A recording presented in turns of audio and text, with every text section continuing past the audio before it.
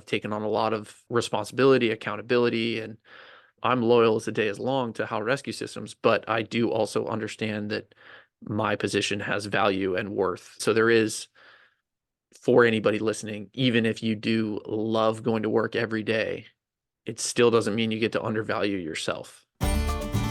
Welcome to the Business Builder Way podcast, where we help business builders grow leadership skills and wisdom and stay grounded through hero stories.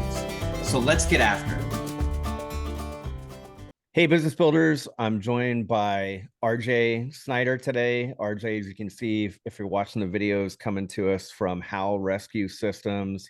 Howell Rescue is in, thanks for the point over your head. Howell is in Dayton, Ohio, but they serve basically eastern half of the United States and provide rescue tools to help get people out of cars. So nobody wants to be in an accident, but if you are, we'll all be happy that people have good tools. Fire departments have good tools in their trucks, but the other things you guys do is provide service to make sure that everything stays up to snuff and is ready to go. And you provide training, because I had never thought of that until I met you and Spencer Howell, RJ, but now I get it. It's like, why would you know how to open up a car that has been in an accident with these tools that you have? It takes some training to be able to do it right, not have something shift and hurt somebody. So really glad that you're here with us today, RJ. I'm looking forward to this. Thanks. Yeah, thank you. Looking forward to it. This will be the first official podcast I've ever been on, so we'll see how it goes. Yeah. Well, cool. Good to be the first time. So everybody on this podcast, partially what I'm trying to do is introduce members of the Business Builders community to you so that you can decide, would you like to join? Would you like to have a conversation with me about getting in here? And also, anybody that joins, we want you to have a quick resource where you can get to know other members of the community, because partially the way this thing works is there's a whole lot of smart people that are on the growth path and that are intentionally coming to our calls and taking that time out of their schedule to think about what's the next move, how do they get a little bit better in multiple areas of life. And so the people really matter. So we'll hear more about RJ as we develop this. And also, RJ is a member of our right-handers group. So that's a little bit unique. We have business owners and we have right-handers, meaning that key person on the team that either you have or that you'd like to have or that you're hoping develops out of the folks that are already around. RJ, you're one of those people. And we have you in a small group of other right-handers where you can talk about how to manage up sometimes, lead in an upward direction, and also then how to lead the people that are on your team. So that's another unique piece of what's going on here. So RJ, enough of me talking. Tell us a little bit more. Who are you? Why are you here? What's going on in your world? Sure. So my name is RJ Snider. You might hear Charles. Technically, that's my first name. I never go by it. And it's been a long, interesting road to get here. So I'll give you a little bit of background. And I think some of that lends to, sort of what makes me good in this right-hander position. And we can kind of delve into that a little bit. But so basically, my background has always been, for the most part, marketing and sales. If you take out the pre-med part first, I actually wanted to be an orthopedic surgeon and decided that was going to be way too much school and it was too boring. So switched over to marketing and sales. I went to the University of Toledo in Northwest Ohio. And from there, a ton of internships in different industries. Actually moved to Florida with my now wife and spend some time doing hospitality, sales and marketing, and really developed, I'll call it, the customer service portion of sort of my expertise kind of down there in the hospitality industry, and had a couple of kids. My wife's family's from Dayton. So we moved back here, kind of bounced around. And I think at this point I've hit every industry except for food service directly. That was never one I really wanted to get into, but one of the marinas I worked at in Florida actually had 2 restaurants. So I've seen that side of things as well. So moved back here and wasn't really sure where the career path was going to take me, and ended up finding a marketing position with Howell Rescue. So kind of leveraged the marketing background and very quickly saw the potential in the company and the growth trajectory that we could be on. And if you haven't already, give Spencer's podcast a listen, because he talks about that sort of transition from his dad to him, and he's done a really good job. And So it's exciting, man. Honestly, I think the growth and my drive to kind of learn something new every day has kind of put me into this now director of operations position underneath Spencer, and getting to drive the company into the future is super fun. So that's kind of where I'm at. What's the journey to get in that director of operations position or the right-hander position? And it's two things going on. One thing is I heard you say you saw the potential in the company. So I'm always thinking about the people listening. They would want to be the kind of company that a guy like you in their, or a woman like you in their company would say, this is, wow, there's potential here. This is a place I want to be. So I'd like to hear more about your journey to this seat, both in terms of why it was attractive to you and the potential you saw in it that would engage that drive that you have. And then also, what do you think they were seeing in you that helped put you in that position? Yeah, for sure. So I think the first thing that I'll kind of come back to, in the past, I looked at bouncing around between all those different jobs and this and that as a negative, but as of more recently, it's definitely a positive because I've gotten to see a lot of different company cultures. So that I would say first and foremost, when I came on board, the culture was set up in a way where if you had something that you thought was a good idea, the flexibility was there to sort of chase that down a little bit or prove the idea a little bit before maybe Mhm. going full steam ahead. But that was very encouraging for my personality, which was very much, hey, this I think is a good idea, but I don't know until we try it. So that was sort of fostered very early on, and that I would say solidified the loyalty that I have. Like it was a comfort level for me to bring up an idea and then know that I had the backing to sort of figure it out. So that was probably step one to me getting to where I'm at now, was the culture was already there in place and it sort of fostered that. And then really it wasn't a super easy journey at the beginning, if we're being honest. I came on board as the marketing manager, marketing director, whatever you want to call it. And that position was one that really did not exist in the past at Howell. So it was basically like, here's your blank piece of paper, figure out what it means to be the marketing guy at Howell Rescue, Mhm. which was fun. And it takes a certain personality type. But yeah, I kind of thrive in that sort of environment, that sink or swim, figure it out and go from there. Really up until Spencer came on board, it was, I could see from talking to the service guys and the sales guys, there was huge potential in the market that we, just from like a brand awareness standpoint, like our brand wasn't even recognized in all of the fire departments in Ohio, and that's like our main state. So right there, I knew that there was so much room to grow inside of the state that we live in. So then extrapolate that out across the eastern US, and the numbers get pretty big pretty quick. So, like I said, up until Spencer came on board, it was everybody had kind of been operating the same way for the last 30 years, which was fine. But in order to kind of get to that next level, it was going to take some change and some drive and a lot of effort, really. And I was doing what I could, and a lot of people were kind of resistant to it. And I wasn't really in a position to metaphorically put my foot down, I guess. I hadn't gained that trust in that position yet. Spencer came on board. He's got a very similar mindset. We hit it off very early on, and he saw the same similar vision that I saw for the company. And once that transition started to happen, it was hang on to the rocket. So from there, it's just him and I got to working very closely together, and I'm very much a figure it out type of person. So it's that coupled with the experience in a lot of different industries led me from marketing to becoming a sales manager for the company and managing a team of guys underneath me for a little while. Trained up another one of the sales guys to sort of fill that role on the sales side.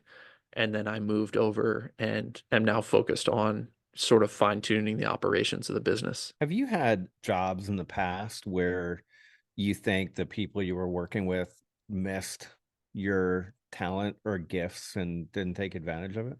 Oh, yeah, for sure. And like I said, a lot of this is just going to come back to culture. But one of the worries I had when I actually started for Howell was that it was a very family run, family owned business. I've seen the other side of that where it doesn't work, and I know how hard it can be to work with family. When we moved back from Florida, my wife's stepdad runs a printing company here in Dayton, and they do fairly well. They're a wide format printer, so they're doing really big jobs, billboards and that kind of thing. So I started on there, and I was doing some sales and marketing for them. And honestly, sort of the same scenario that is not a success story. There's a lot of potential in that business. They're a very small business, their territory is very small. And with some effort and some time and some planning, it easily over a 5 year time, and I kind of laid it all out for him. I was like, we could probably 10x this business, right? Like there was fair potential for something along those lines. And the family dynamic didn't allow it. The ideas I was coming up with were like, yeah, no, it's a good idea, but maybe not right now. So it was like those sort of responses. And I got very frustrated very quickly, and nothing against my wife's stepdad. We still go get a beer together or whatever it is, but I was like, you know what? Creativity wise and drive wise, this just isn't a good fit for me. So I think Right. I'm gonna have to go find some other things. So yeah. Sure. And some people, because they get to work with lots of business owners, or in some cases, we have a conversation and I don't end up working with them. Some people would like to have a business that kind of works and it's wash, rinse, repeat, and it pays the bills and not go through the discomfort of pushing through to something else. And there's something there. Like I sometimes slightly envy people that could do that, can find contentment and happiness. So that's an okay path too. Yeah, absolutely. Honestly, I could say it about Howell Rescue. When I came on board, the business as it stood in that point in time probably could have operated indefinitely at that level. And I think a lot of people would have been fine with that. And I'm not one of those people. It's always grow, what's next. There's always something more to learn, right? So that's just kind of the way I was brought up. And luckily, there were some people that I found that came on board or were within the company that shared that similar mindset. And it was enough to generate that sort of push into the future. So, So some of what I've heard is that you have a diverse background, you've got experience in lots of things, and there was a time you thought that that was a shortcoming, but lo and behold, now here you are, and you're a little bit of a Renaissance guy, and you're curious, and you learn about a lot of things, and you see that in the right spot, that that's a huge value to people versus specialization. So I hear that when I'm thinking about having a strong right-hander number two type person, the diversity, the experience. The other thing you mentioned was drive. And what I heard in that last bit is that drive also has to meet opportunity, or they have to sync up. If they don't, it's not really going to work. yeah, And some of this, I would imagine that you've been on a journey of maturing, and you use the term, there's been times in the past where I wasn't quite really able to quote put my foot down or learn how to respectfully say that I get what you're saying, but I believe we could do it this way. So that's developed over time. And absolutely. yeah, so it seems to me that business owners, if they really want to have somebody like you, like a right-hander, they need to learn to cultivate that. They need to ask for it, and they need to sometimes probably clear out hurts or misunderstandings where somebody gets bent out of shape, and you need that resiliency. The other thing I heard you say was, I'm a figure it out guy. And we're getting ready to get on this call. And I said, this is going to come in somewhere. I've got this microphone, which is a nice microphone. And I'm not always a figure it out guy. I'm just a charge ahead, keep doing it. So you helped me out and did some problem solving and figured this thing out. And you've had a microphone like it in the past. And that's a very small thing. There's lots of other things you figure out, but I really like that. Figure it out. I'm a figure it out guy. I think a lot of business owners would like to have that. Can you talk about what's it like? What does that mean? What's it like being a figure it out person? Yeah, for anybody listening, that's a double-edged sword, right? And I joke internally with the team here, when I first started, I reluctantly let people know that I knew a little bit about computers. And now one of the hats I wear is essentially, head of, right? So it's an interesting position and I welcome it, right? I think it goes with the thriving in chaos or whatever you want to call it. I feel like I get bored fairly easily, so I think the chaos or the problem solving is for me is like my way of sort of feeding that creative need. But it's sort of something that I think is kind of tied to the experiences that I've gained over the years.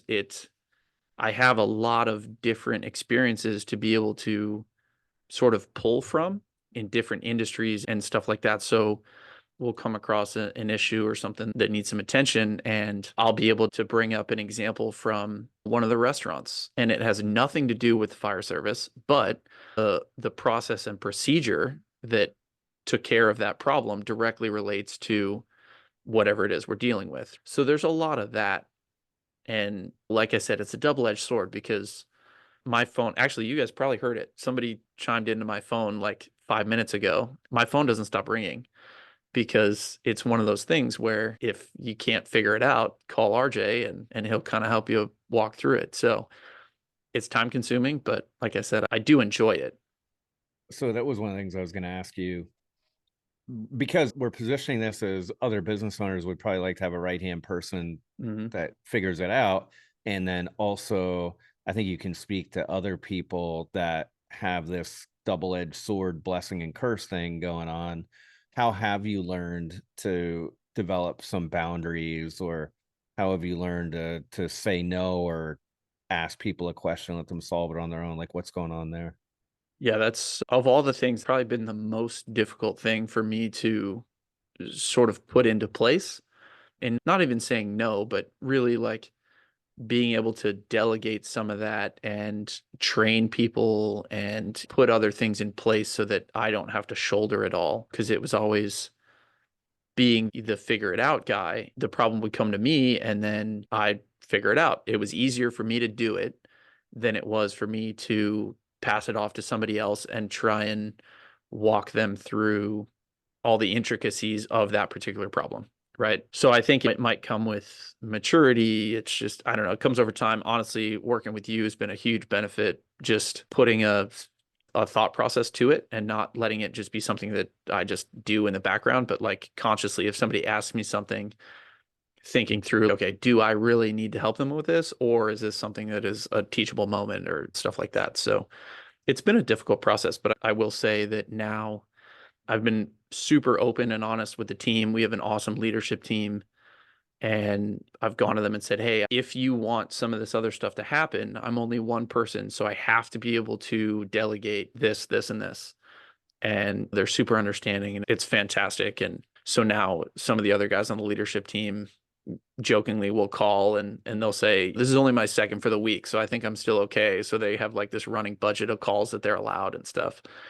So it's been really good. Honestly, the one thing I'll say that I've probably learned that has helped the most is I'm only one person. And if we really want to grow the company, then there has to be things that are important and there has to be things that I pass on to other people.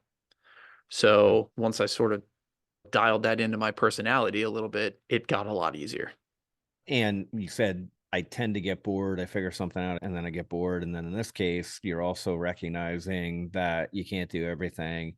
And I do believe that you've hired a pretty strong marketing person, or that you came in as marketing at Howell Rescue, but you have managed to go make a request. Because it's also easy for a business owner sometimes to have a guy like you and then think, well, RJ will do it. RJ will handle that. And you know what? If I don't have to hire somebody else and I don't have to pay somebody else, why would I want to do that? So Yeah. you did manage to either make a request or you worked with leadership to identify that that was the first place to put a pretty key employee in and start teaching them so that you can move on to something else, right? Correct. Yeah. That was a huge step for a while there when we kind of had this vision and things we wanted to update or change on the operations side, sales side, whatever it is. I was still the marketing manager. So I was still doing that whole entire job plus some. And it just kind of goes back to that being honest with your team thing. I went to Spencer and I went to the guys and I said, I'm drowning. I cannot take on anything else. So if we would like to continue moving forward, I need somebody to take over some of the more heavy marketing stuff, video, shooting photo, editing, all the time consuming stuff. And luckily, everybody kind of saw the need, and I was able to run an interview process, and we found Kyle, and he's awesome. Honestly, he's a godsend and has a really strong video and photo background. And we basically have a half-hour weekly marketing meeting at this point, and we kind of cover his projects that he's working on, and I'm still able to kind of give my input, which I really enjoy. I think the marketing side of things is still very creative, and I still have that side of my brain that needs fed. So it's a win-win. Honestly, it's worked out really well. That's great. Just three more kind of headings in my mind. One is, so here you are, you're in this family business. You're a key employee, right hander, if you will. Got all these things we talked about: drive, figure it out factor. And, mama told me it was rude to talk about money, but we're going to talk about it a little bit. We don't have to talk about like specific dollar amounts, right? But in a general sense, I'd like to talk about compensation. Sure. So here you are working in a family business, you're a high capacity player, and you're developing more capacity all the time. That's developing a new muscle. When you hire a marketing manager, then you learn how to get them up to speed and make sure you're not over managing them, but you're having that weekly meeting. I just hear continued growth in when you talk about that. So here you are, family business, and this also would count for a non-family business where it's just founder is the sole owner right now. It would apply there too. I had a mentor, her name is Liz Fitch, and she did a lot of recruiting for my team back when I was building a team in the family business working with my dad.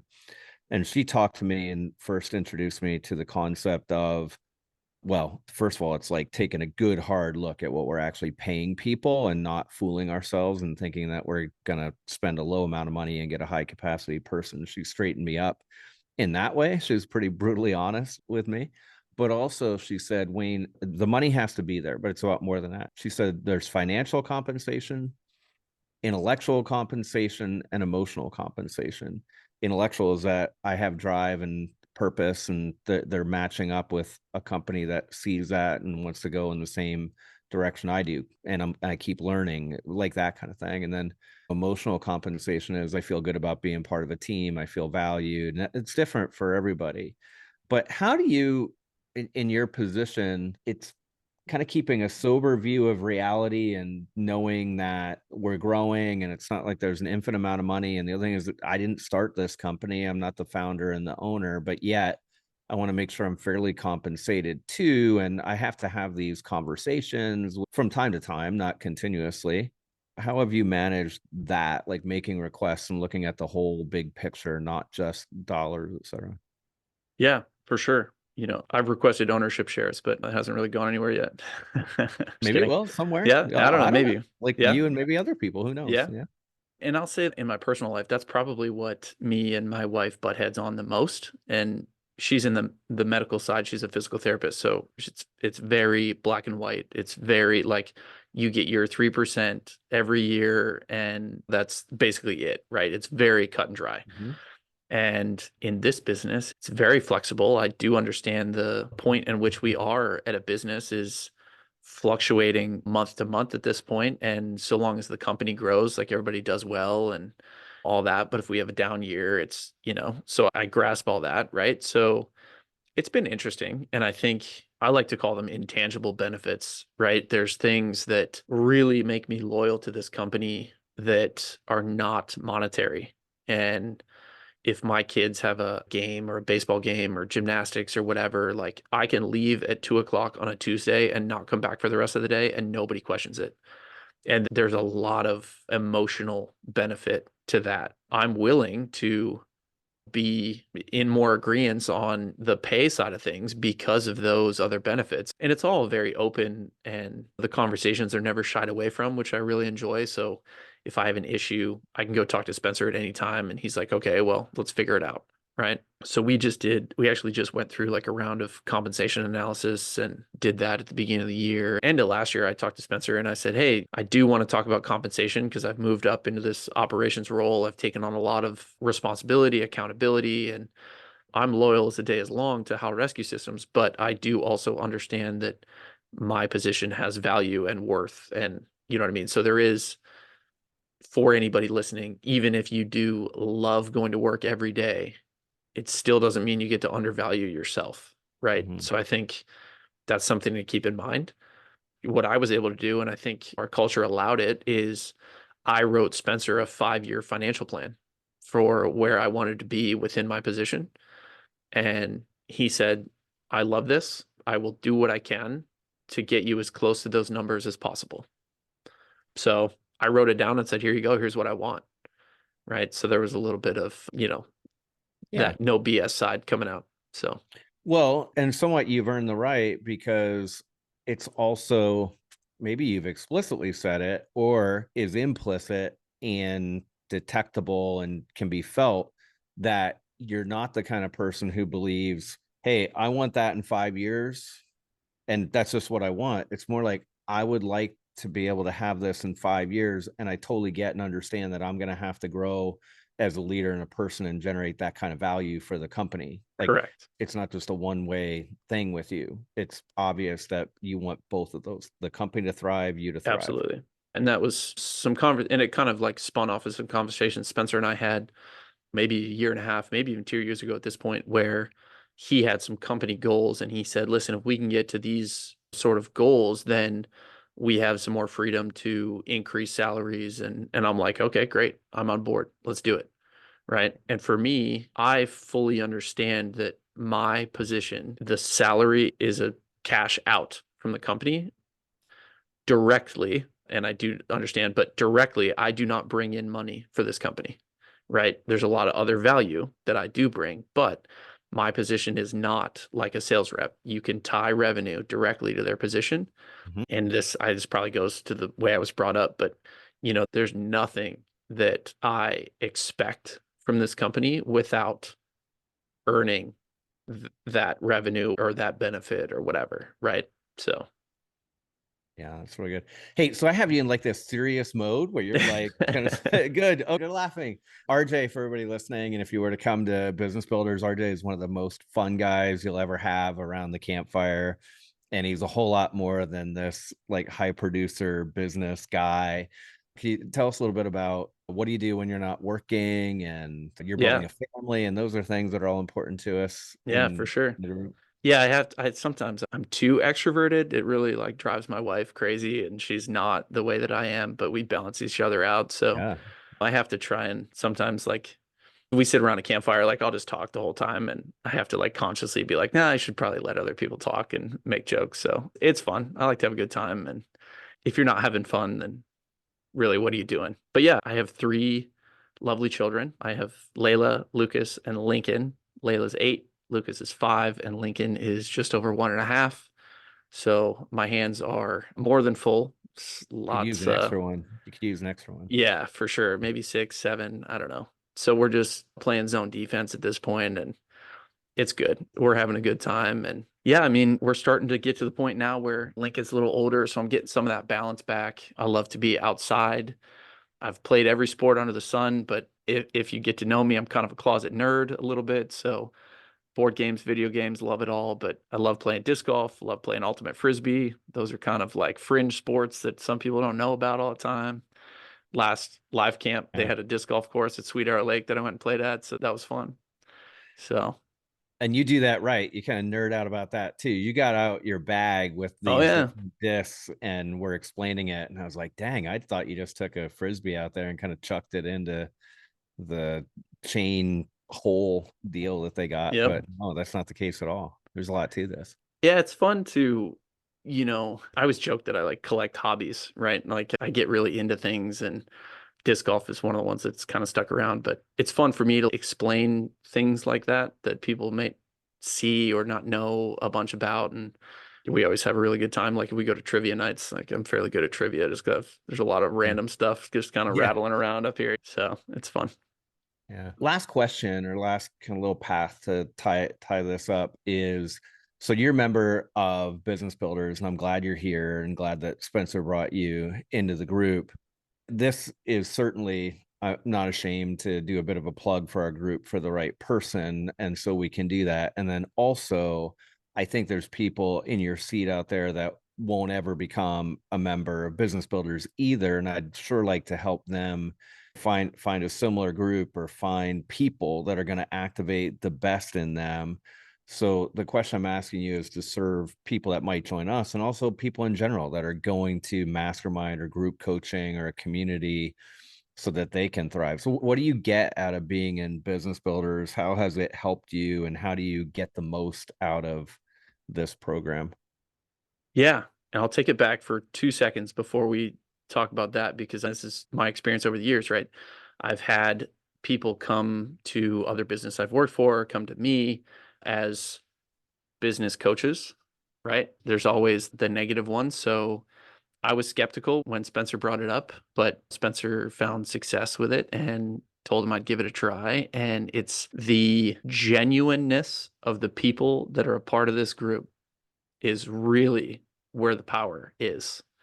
And it's just the willingness to help, whether they're small business, big business. There's a lot of different people. And I remember that first live camp that I went to, and I showed up early, actually, and there were a couple of guys in the cabin. It was, I think, Mark and Kane maybe was there. Yeah. And immediately they were like, "Oh, I think you're in the wrong house. I don't know what you're talking about." And I was like, "Oh my gosh, I'm so sorry, guys." Like, I just totally walked into this cabin, and then obviously they're kidding. And I'm like, "Oh, I'm gonna fit in here." So it was just like that immediate comfortability. And yeah, there's, you probably have the quote better than I do, but you're the aggregate of the 5 people that you hang out with the most, right? So if you are trying to foster your sense of drive and creativity, then hang out with people that are driven and creative, right? If you go home and sit on the couch and watch TV and you're like okay with that, then that's fine. But if you're looking to grow the business that you own, or looking to move into this position that I'm in, or if you're in this position and you want to grab it by the horns, then pick up a book, you read a book about building a business, or podcasts are great. I think even outside of being a business builder, I think some of these podcasts that I've listened to, there's some really good stuff that comes out of this that's just kind of like, huh, yeah, maybe I should try that. So I think it's one of those things. Yeah, thanks. We have a really great group of people in our world, and yet genuine and willing to help is absolutely true. And I think a thing that is unique, and you carry this as well, is we're willing to look at our own thoughts and talk about that openly, like for good or for bad. It's a group of people where rather there's just not a lot of trying to maintain appearances in our group. There's a whole lot of like, I do think some things really well, and there's no reason to hide that. And I'll share that if I can. And then there's a whole lot of like, and I screw things up. And when I screw things up, we try to clean it up and make it right. And yeah, it's such a tremendous group of people who are willing to share to that level. Because I think most of the time we live in this social media world where people are trying to always post their highlight reel and everything Definitely. that, that they think it should look that way. And we don't only play that way. And as you said, like people talk about, there's tears a lot of times because people talk about personal stuff and struggles at home, and we bring all those things in. So yeah, there are other people that have come before you on the podcast that can help in other areas of life. And if somebody's an employee of a big company and they want to be a little bit more like RJ and listen to what you just talked about and think about how to approach compensation conversations, or how to think about, is it a revenue producing role or a non-revenue producing role? There's been a lot of gold you've dropped here. So thanks for showing up and sharing in this way. Yeah, of course. Happy to share. I won't shy away from conversations. So How can people reach you if anybody wants to connect for a further conversation? yeah, easiest way, just hit me up on email probably first. It's just RJ Snider, SNIDER at howellrescue.com. It's great. Thanks again, RJ. Go get them, Yeah, man. appreciate it, man. Thanks. Yeah. Bye. Thank you for tuning into the Business Builder Way podcast. If this episode spoke to you, click that subscribe button and share it with a friend. That's how this message gets out into the world. If it is helpful for us to have a short conversation, I'd love to do that. send me an email at wayne@businessbuildercamp.com.